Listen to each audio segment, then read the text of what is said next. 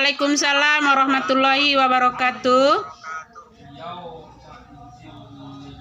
Apa kabarnya?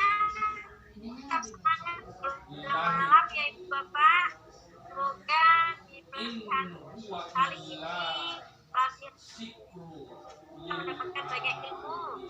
Sebelum pelatihan kita mulai, sama-sama mari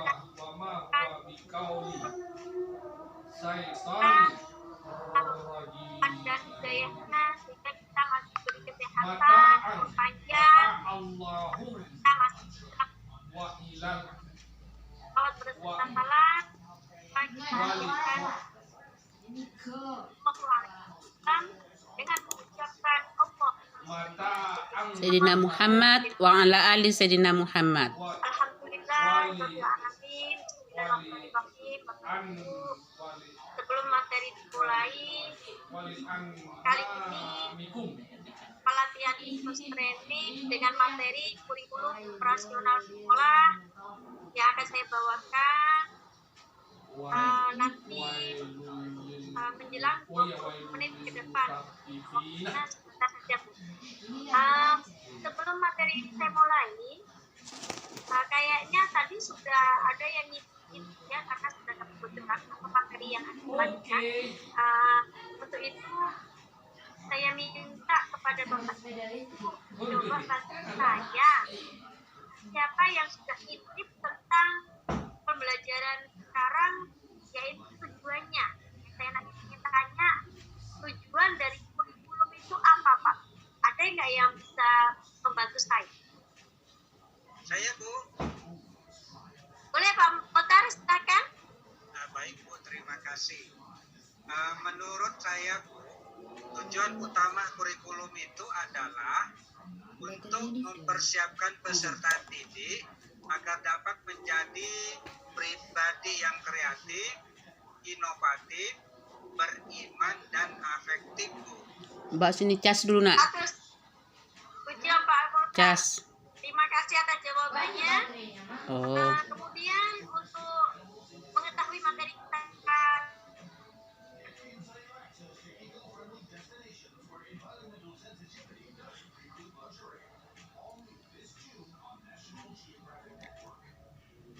ini mempunyai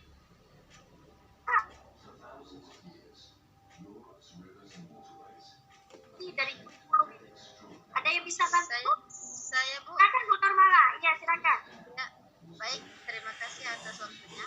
Jadi fungsi daripada kurikulum itu sendiri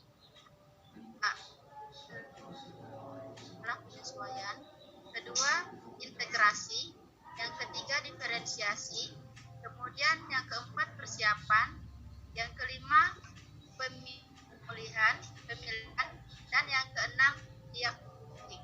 Demikian Ibu jawabannya. Terima kasih. Sudah lengkap sekali. Karena kita akan menjabarkan kembali apa fungsinya. Ya, saya harap Bapak Ibu, saya akan memberikan materi ini tetap semangat dan semoga tidak ngantuk ya. Terima kasih atas waktunya Bapak Ibu. Mari kita mulai karena sudah menjelang malam. Kita langsung mulai saja tentang materi kurikulum operasional sekolah. Yang pertama, Pak Bu, kita harus mengetahui terlebih dahulu apa itu pengertian kurikulum. Di sini, kurikulum itu adalah perangkat mata pelajaran dan program pendidikan yang diberikan. Oh iya, silakan lupa. Ini adalah materi yang sudah dipaparkan. Bapak bisa lihat di laptop masing-masing atau tidak di depan.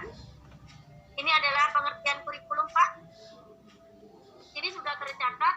Pengertian kurikulum adalah perangkat mata pelajaran dan program pendidikan yang diberikan oleh suatu lembaga penyelenggara pendidikan yang berisi rancangan pelajaran yang akan diberikan kepada peserta pelajaran dalam satu periode jenjang pendidikan. Kemudian selanjutnya kita akan membahas tadi yang sudah dibicarakan oleh yang sudah dijawab oleh Bu Normala, yaitu tentang fungsi kurikulum. Ada 6 Pak Bu di sini. Yang pertama yaitu fungsi penyesuaian. Kurikulum sebagai penyesuaian. Maksudnya, kurikulum itu memiliki sifat mampu beradaptasi dengan perubahan yang terjadi dalam lingkungan yang cenderung dinamis.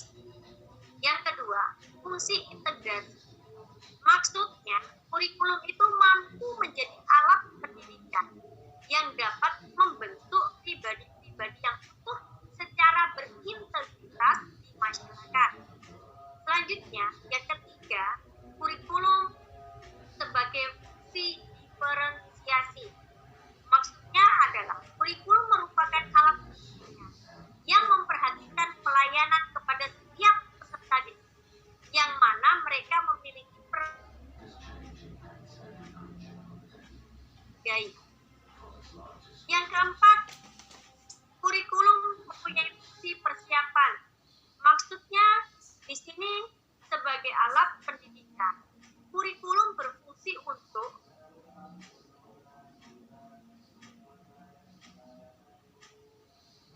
yang pendidikan berikutnya, serta siap untuk hidup bermasyarakat apabila peserta didik tersebut tidak melanjutkan pendidikannya. Yang kelima, fungsi pemilihan. Di sini kurikulum memfasilitasi para peserta didik dengan cara memberi mereka kesempatan untuk memilih program belajar yang sesuai dengan minat serta bakatnya. Yang keenam, terakhir, fungsi diagnostik. Artinya, kurikulum berfungsi untuk memahami dan mengarahkan potensi dari seorang peserta didik agar dia dapat menggali terus potensinya dan memperbaiki semua kelemahannya. Kemudian kita akan masuk ke tujuan kurikulum. Sebelum masuk ke tujuan kurikulum, Bu, Pak, nanti kita harus memperdalam lagi atau membaca kembali apa fungsi tadi, karena setiap fungsi tadi mempunyai arti sendiri-sendiri, ya Bu ya. Kemudian yang selanjutnya yaitu tujuan kurikulum. Tujuan utama kurikulum tadi sudah disampaikan oleh Pak Ustaz bahwa kurikulum itu untuk mempersiapkan peserta didik agar dapat menjadi pribadi serta warga negara yang kreatif, inovatif, beriman, dan juga asertif ketika dia berada pada lingkungan masyarakat kelak. Selain itu, kurikulum juga bertujuan untuk mendidik dan membimbing peserta didik agar dapat berkontribusi secara positif dalam kehidupan masyarakat, berbangsa, dan bernegara. Kemudian kita akan mempelajari tentang prinsip-prinsip kurikulum. Prinsip kurikulum yang pertama yaitu prinsip relevansi. Maksudnya, relevansi memiliki makna sesuai atau serasi. Yang sesuai atau serasi. Jika mengacu pada prinsip relevansi, setidaknya kurikulum harus memperhatikan aspek internal dan eksternal. Secara internal, kurikulum memiliki relevansi. Relevansi itu punya hubungan antara komponen kurikulum. Relevan itu artinya berhubungan dari tujuannya, bahannya, strateginya,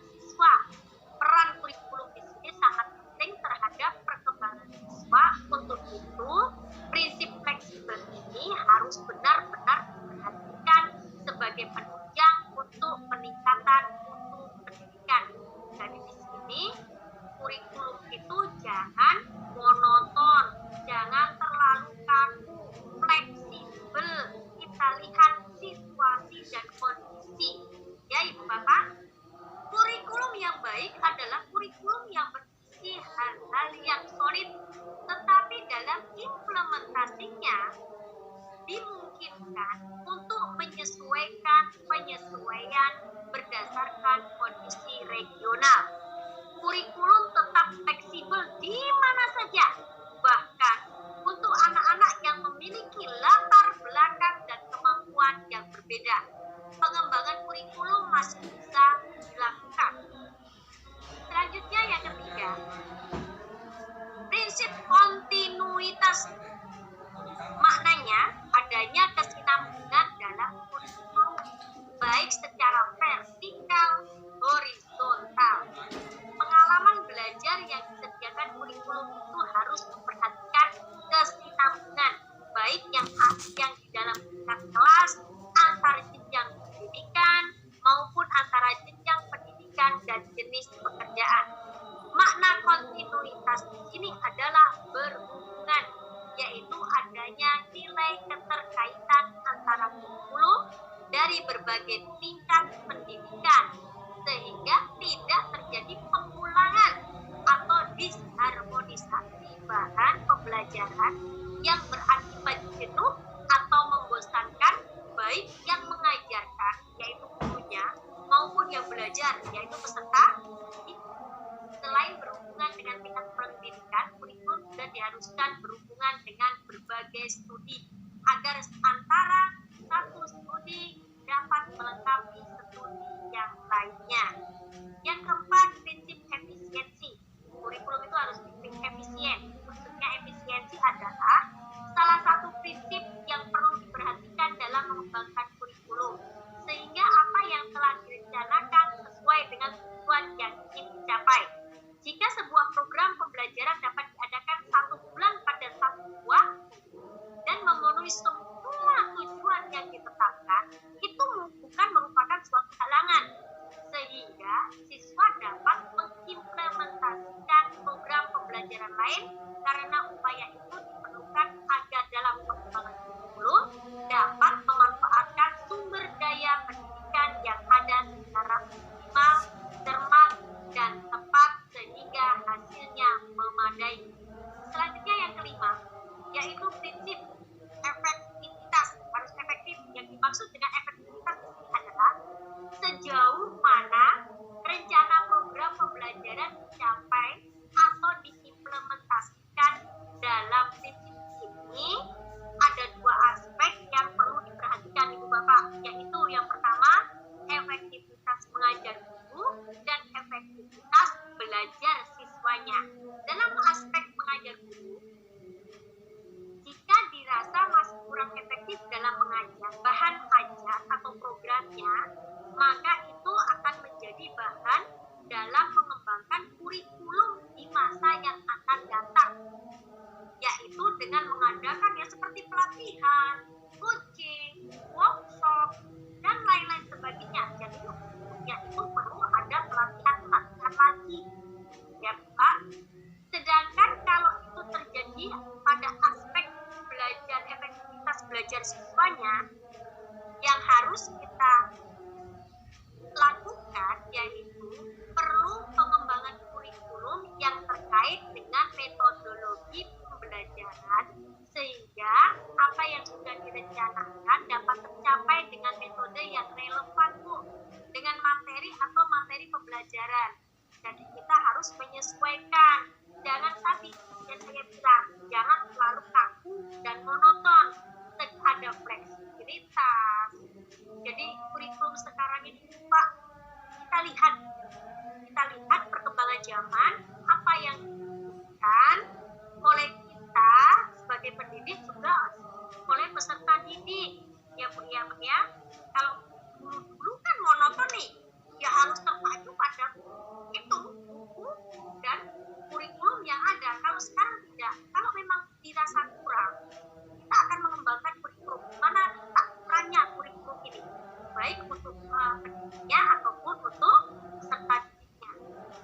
Itulah materi yang bisa saya paparkan, Ibu Bapak. Kalau memang masih ada yang kurang paham atau kurang jelas, boleh ditanyakan, boleh bertanya. Silakan Bapak Ibu, saya kasih kesempatan. Kalau tidak ada, kayaknya diam semua, berarti semuanya sudah paham. saya sudah paham, karena ini hanya perlu kita baca dan perlu kita laksanakan. Kita perlu memahami aja Bu ini Pak. Kita baca, kita pahami dan kita laksanakan. Ya Ibu Bapak, sudah mengerti semua Bapak Ibu? Sudah, Bu. Sudah. Alhamdulillah. Nah, karena masih ada satu materi lagi Bu. Nah, jadi kita akan lanjut ke materi selanjutnya.